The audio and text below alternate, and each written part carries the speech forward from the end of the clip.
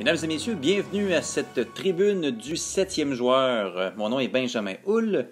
C'est avec beaucoup de plaisir que je vous présente cette deuxième édition de notre balado-diffusion. Cette fois-ci, au menu, j'aurai l'occasion de vous présenter l'entretien que j'ai eu concernant la période de transaction qui s'est amorcée lundi officiellement. Et nous aurons l'occasion de distribuer encore une fois notre tomahawk de la semaine.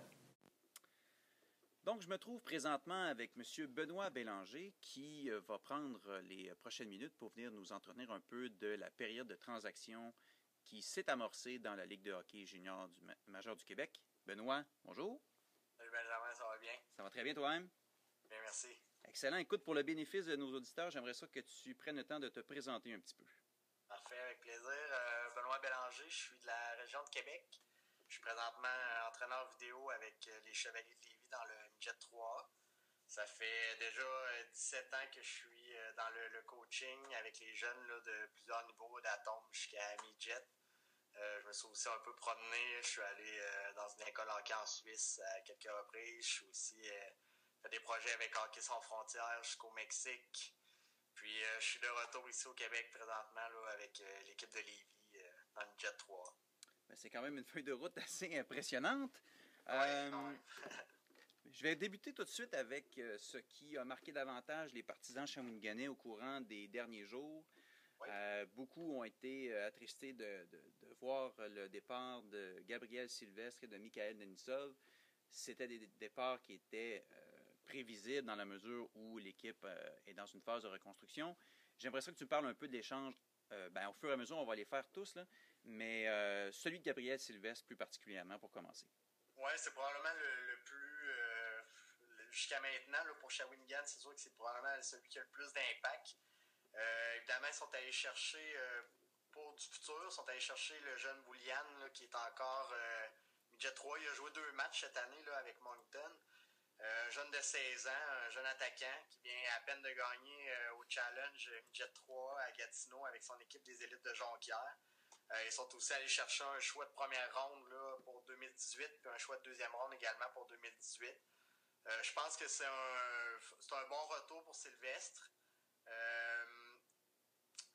Malheureusement, c'est ça, à Shawinigan, je pense qu'on prend un virage là, pour les prochaines années. Fait que c'était probablement la bonne chose à faire, là, d'essayer d'aller chercher un futur en retour là, de Sylvestre. Tu es impliqué au sein des Chevaliers de Lévis, donc tu as eu à voir comment se débrouillait Mathieu Boulian. Tu en as fait mention par rapport au challenge. Ouais. Pour le bénéfice des auditeurs, quel genre de joueur à quoi on peut s'attendre de Mathieu Boulian? C'est un jeune joueur complet, physique là, moyen, là, un gars environ 6 pieds, bon patineur, un bon lancer du poignet. C'est un gars qui est bon dans les deux sens. Là. C'est pas un genre de joueur qui va vous mettre dans le trouble. Je pense que ça va être appelé aussi à être un certain leader. C'est un gars qui est dédié, il va être capable de bloquer des lancers. Il peut jouer autant sans désavantage que sur l'avantage numérique.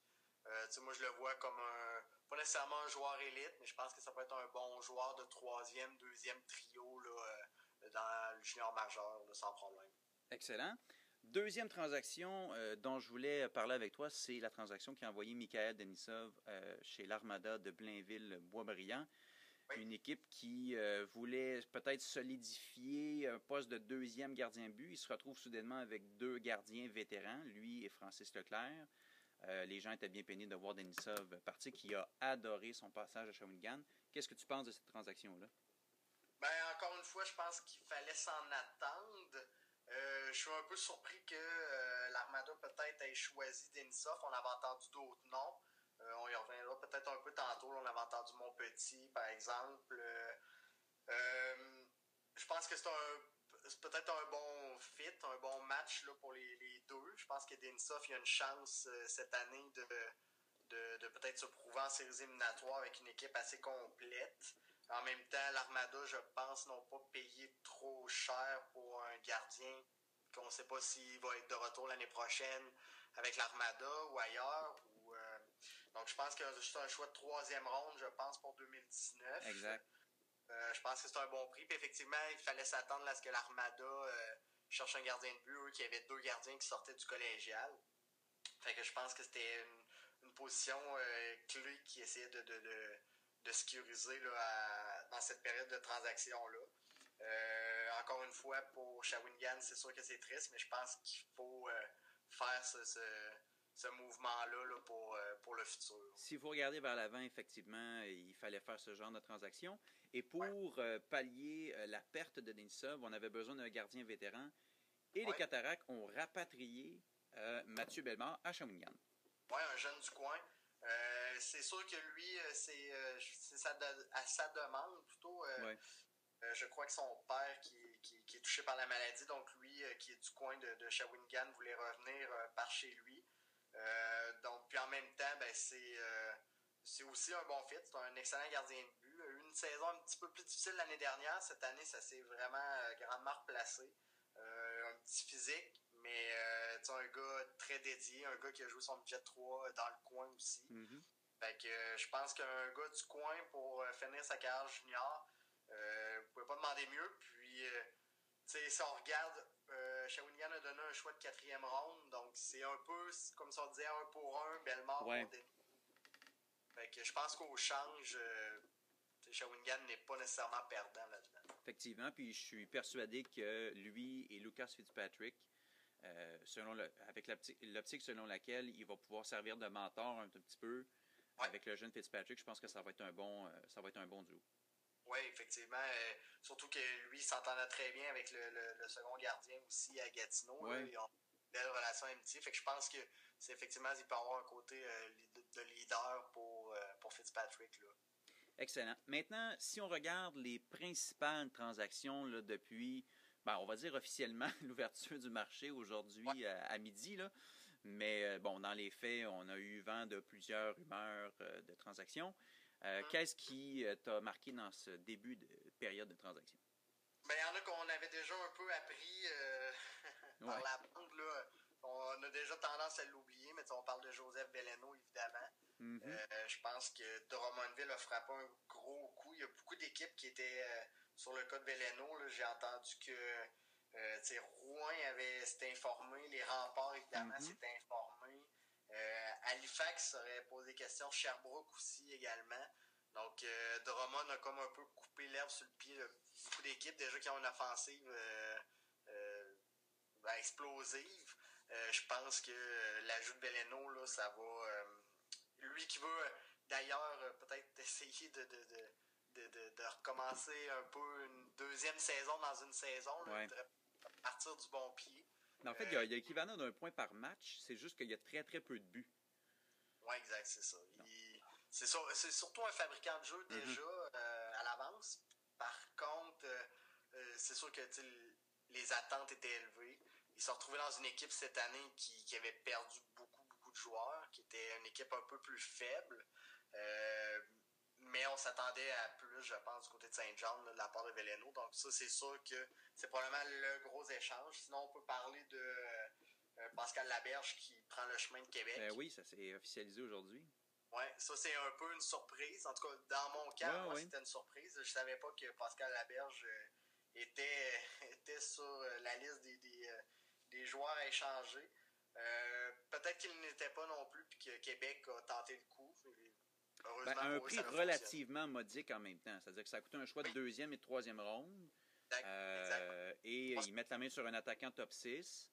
Oui, on se souviendra que depuis sa blessure, la commotion cérébrale qu'il avait subie à Moncton, certains diront que ce n'était plus le même joueur. Mais pour relancer un stage junior, je pense que la destination des Remparts, c'est une excellente occasion pour lui. Là.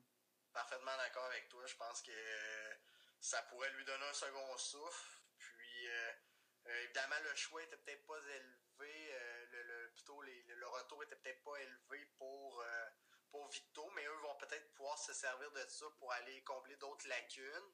Puis en même temps, on ne sait pas est-ce que Laberge va être de retour l'année prochaine. Ça va être un joueur de 20 ans. Ça, on ne le sait pas encore. Donc, peut-être qu'évidemment, ça a fait baisser un peu son prix. Je pense que c'est peut-être un bon échange pour les deux. Attendons de voir qu'est-ce que Sherbrooke, mais qu'est-ce que Victoriaville va faire avec ces deux choix-là. Exact. Excellent. Ensuite, est-ce qu'il y avait une autre transaction là, qui t'avait plus marqué? Je pourrais parler peut-être, je sais qu'il y a Mathieu Nadeau qui a bougé. Mm-hmm. Il est parti de Val-d'Or. C'est un attaquant de 20 ans. C'est un bon attaquant dans le circuit. Donc, c'est ça. Je sais qu'il y avait eu des rumeurs. Il partait avec un autre défenseur. Ouais, avec Tyler Higgins. Oui, exact, c'est ça. Il y avait eu des rumeurs qu'il y avait un autre attaquant impliqué dans l'échange, puis finalement, cet attaquant-là aurait refusé l'échange. OK. Rimouski, qui a une forte offensive aussi, oui. vient ajouter un joueur là, d'expérience avec Nadeau qui va peut-être pouvoir également servir de mentor pour des jeunes comme Lafrenière, Bizier, Innis, tout ça. Donc, eux autres, ils ont quand même une équipe jeune qui, étonnamment, cette année, ont déjà du succès. Moi, je les voyais plus dans le haut du classement, peut-être plus l'année prochaine exact. ou l'autre. Mais pour une saison d'apprentissage, on va dire en guillemets, là, sont pas dans le trouble là, quand même. Non, exact. Puis ils ont donné un jeune défenseur, Boudria, le Carl Boudria en échange. Puis ils ont donné 2 choix, donc le prix n'était pas nécessairement élevé. Je pense que Mathieu Nadeau, c'était peut-être un gars un peu oublié lorsqu'on parlait des bons attaquants de cette ligue-là. C'est un joueur assez régulier dans la ligue là, qui amène sa part de points à chaque saison. Effectivement. C'est un joueur d'expérience aussi, donc je pense que c'est peut-être un bon coup de la part de Rimouski là, qui passe un peu en dessous des radars, mais qui pourrait amener quelque chose de bon. Là. Évidemment, probablement qu'en jouant à Val-d'Or, ça fait en sorte qu'on entend un peu moins parler. Mais comme tu disais, c'est un attaquant qui, l'année passée, avait 1 point par match ou à peu près. Puis cette année, il y a encore le même rythme, même un peu plus. Donc pour Rimouski, c'est une excellente transaction. Ouais. Ensuite de ça, on a appris que Rouyn-Noranda avait échangé Chris McQuaid aux Olympiques de Gatineau. Oui, ça aussi, je pense que ça l'a surpris plusieurs personnes, surtout du côté de Rouen. C'est un jeune de 17 ans. Le prix, je le trouve, moi particulièrement, je le trouve pas très cher payé. Là, ils ont donné un choix de 3e ronde en 2018, un choix de 2e ronde en 2019.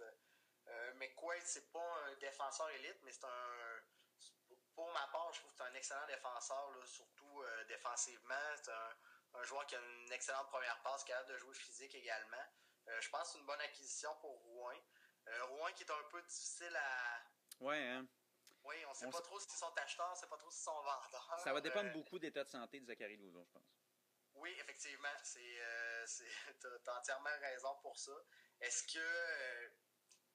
moi, ce qui me laissait croire qu'ils étaient peut-être acheteurs, c'est que je sais qu'ils se sont informés pour Joseph Beleno. Donc, ça laisse toujours une piste. Par contre, c'est ça, on ne le sait pas du côté de Rouen. Cette année, c'est ouvert à beaucoup d'équipes. Donc, est-ce qu'il y a des équipes qui vont juste faire quelques petits ajustements, quelques petits échanges mineurs pour espérer pouvoir gagner plusieurs rounds puis peut-être se rendre jusqu'au bout? C'est fort probable. Là. Je pense qu'il y a des équipes... probablement qu'ils vont attendre jusqu'à la fin de la date limite pour transiger, pour voir à ce moment-là où est-ce qu'ils en sont, qu'est-ce qu'ils sont leurs besoins, est-ce qu'il y a des joueurs blessés qui reviennent, est-ce qu'il y a des joueurs qui se sont ajoutés à la liste des blessés. Je pense qu'il va y avoir beaucoup d'échanges plus sur le tard là, dans cette... Curieux de voir aussi si on ne va pas assister à du mouvement de personnel, un peu comme Rouyn-Noranda avait eu l'occasion de le faire quand A.J. Greer était parti de Boston College pour joindre les rangs de la formation avant les séries éliminatoires, alors que là, soudainement, ça leur coûtait absolument rien. Là. Il y a un joueur, un attaquant top 6 de grande qualité qui joignait leur équipe, puis ça leur coûtait absolument rien. Curieux de savoir si on va assister à ce même genre de scénario. Oui, effectivement. Donc, c'est déjà un peu le cas. Si on prend l'exemple de Kovanov avec Moncton. C'est vrai. Jusqu'à maintenant, c'est sûr qu'ils ont ajouté Sylvestre, mais jusqu'à maintenant, c'est probablement un de leurs plus gros ajouts. Lui qui avait eu un virus cet été, là, donc il n'a pas joué encore cette saison, mais c'est un jeune qui a beaucoup de potentiel. S'il réussit à reprendre le rythme rapidement, là, je pense que ça pourrait être une belle surprise. C'est une belle acquisition. Ça, c'est effectivement des ajouts, on pourrait dire bonus pour les équipes. Donc, oui, effectivement, ça peut venir changer la donne. Puis, si on passe maintenant dans le portrait ou le scénario là, qui va nous occuper jusqu'à la fin de la période de transaction, qu'est-ce que tu vois comme possible mouvement de personnel au sein de la Ligue? Est-ce que tu as remarqué qu'il y a des équipes qui clairement ont décidé de vendre? et d'autres qui sont prêtes à acheter, pas à tout prix, mais qui vont vraiment pousser dans cette direction. C'est sûr qu'il y a des équipes qui ont des besoins.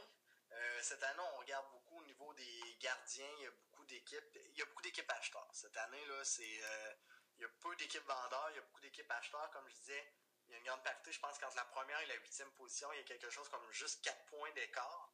Donc, il y a beaucoup d'équipes qui peuvent aspirer au grand honneur. Donc, il y a beaucoup d'équipes qui cherchent des gardiens. Il y en a qui ont déjà trouvé. Et je pense, par exemple, à Vito, des gars comme Antoine Samuel pourraient intéresser beaucoup d'équipes. Mon petit pourrait... Selon moi, mon petit va partir. Donc, vers quelle équipe, je ne le sais pas. On pense à des équipes... Vito, je viens de parler des gardiens de but, mais aussi un besoin de défenseurs. Oui, ben oui. Donc, ils ont perdu Pierre-Olivier Demers la semaine dernière, qui, en raison de blessure, a décidé de retourner chez lui. Je pense qu'effectivement, les autres vont probablement regarder du côté, là, c'est ça, des défenseurs. Il n'y en a pas énormément. Il y a des bons défenseurs. Celui qui est en demande, probablement, ou celui sur lequel les projecteurs sont tous braqués, c'est probablement Olivier Galipeau à Chicoutimi. Exactement, oui. Ça va être intéressant. Lui aussi, j'ai l'impression qu'il va partir. On laisse croire du côté des Saguenayens qu'on n'est pas nécessairement vendeur. Par exemple, je pense que c'est peut-être une technique pour essayer de faire augmenter sa valeur. On dit que si le prix est intéressant, il pourrait partir. Je pense qu'effectivement, c'est probablement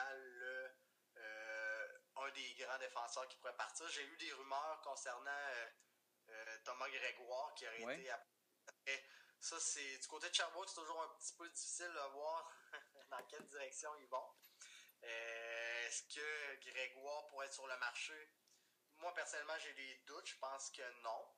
Mais ça pourrait être à voir. Sinon, au niveau des défenseurs, à Shawinigan, si on regarde plus près, là, on peut parler de Simon Benoît qui pourrait être un ajout. Là. Je pense qu'avec Galipeau, c'est un des noms qui revient au niveau des défenseurs. Là, c'est un des noms qui revient le plus constamment. C'est un excellent défenseur aussi, autant dans les deux sens qu'il a une bonne première passe également. Donc, puis si je peux me permettre, Simon Benoît, les gens Shawinigan pourraient en témoigner facilement, là, mais il a connu une progression fulgurante. Depuis 2 ans, là, c'est incroyable ce qu'il a ajouté à son coffre. On le voyait surtout au départ comme un défenseur très défensif, mais cette année est bon en possession de la rondelle, effectue une excellente première passe. C'est un gars qui peut jouer énormément de minutes. Je pense que depuis le début de l'année, il doit jouer à peu près 35 minutes en moyenne par match. Mais ce gars-là, vraiment, s'il quitte, je pense que Martin Mondou est en mesure d'aller chercher un bon retour dans son cas. Oui, puis c'est surtout le fait, on vient de le dire, il n'y a pas beaucoup des défenseurs présentement, en tout cas selon moi, sur le marché. Donc, les équipes qui ont des besoins criants, là, comme j'ai parlé de Vito, là, par exemple, est-ce que ces équipes-là vont être obligées de payer un peu plus pour aller chercher ces joueurs-là? Ça, à mon avis, oui. Il y a d'autres équipes qui sont à la recherche, là, je pense à Batters, qui on sait qu'Olivier Galipeau les intéressait beaucoup. On dit qu'ils pourraient, eux, seraient prêts peut-être même à sacrifier des jeunes. Batters, leur fenêtre est peut-être ouverte là, cette année pour être très compétitif. Oui. Fait que, on parlait, je pense qu'ils ont essayé d'avoir peut-être Drake Batterson. On ne le sait pas encore. Ça, c'en est un autre qui risque de bouger. Parce qu'il y a eu des rumeurs qui avaient mis la main sur un jeune de 19 ans déjà repêché. Puis là, la liste commence à s'écourter parce que Off et Laberge ont déjà été échangés. Donc, il reste juste Batterson. Donc, la rumeur voudrait qu'il s'en irait à Batters. Mais je sais qu'il a regardé aussi pour ajouter un défenseur, là, donc Galipeau. Est-ce qu'eux aussi pourraient rentrer dans la danse là, pour Benoît? C'est fort possible. Drummond, ben là, c'est sûr, on en a parlé. Ils ont quand même payé un gros montant pour avoir Veleno. Oui, ils ont une équipe compétitive. Est-ce qu'ils veulent d'autres choses? Ça a coûté 5 choix au repêchage, dont 3 de première ronde, mais malgré ça, il leur reste encore une bonne banque de choix de repêchage. C'est quand même exceptionnel. Oui, on peut penser qu'avec ça, peut-être ils vont essayer d'aller chercher justement un défenseur ou deux. Peut-être plus au niveau de la profondeur, mais oui, ça pourrait être une opportunité là, pour eux là, avec les choix qui leur restent là, pour essayer d'en rajouter un petit peu plus. Il y a des équipes, c'est plus difficile à voir. Le Québec s'est déjà mis également en mode acheteur avec l'échange de la berge. On sait que Gentile a demandé pour être échangé, probablement dans les Maritimes. Ça, c'est un peu une surprise aussi.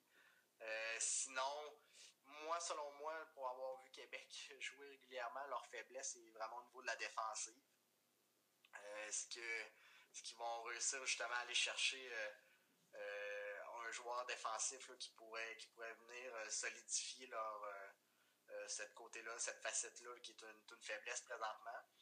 Sherbrooke, j'en ai parlé, Sherbrooke, on le sait pas trop de ça.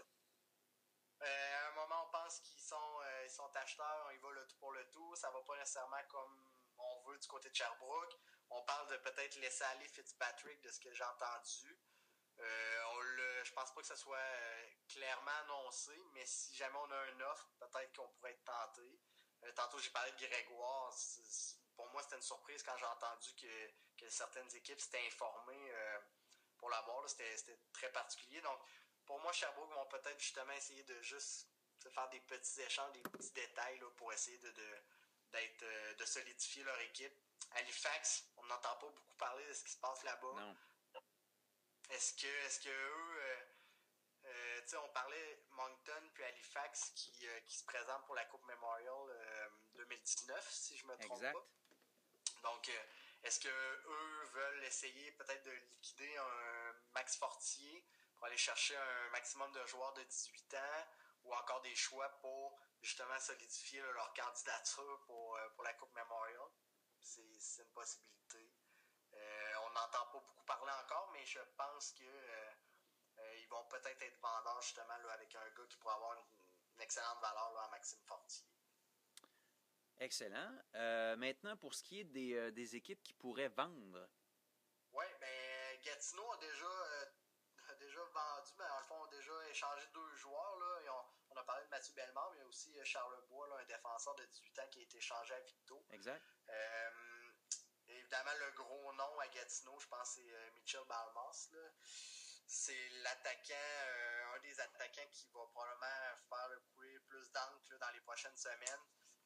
C'est un excellent joueur. Je pense qu'il y a une équipe qui veut se rendre loin en série, qui a besoin d'un marqueur. Je pense qu'il est déjà rendu à 21 buts, si je ne me trompe pas. Là, dont 3 hier contre les 67 d'Ottawa. C'est ça, c'est là que j'ai perdu le fil un peu, son nombre de buts, mais c'est un excellent marqueur. Donc, je pense que lui, ça va être intéressant de voir là, où il va aller. Un joueur que je connais bien, là, Cédric Paré à Saint-John. Un jeune qui a été repêché à Boston l'année passée, dans la 6e ronde. On dit qu'il serait sur peut-être le départ là, du côté de Saint-John. Ou, on ne le sait pas encore, j'ai entendu peut-être Bécomo, qui ont un bon groupe de jeunes. Ils ne sont pas très gros, donc Cédric, avec un bon gabarit, pourrait peut-être venir les aider.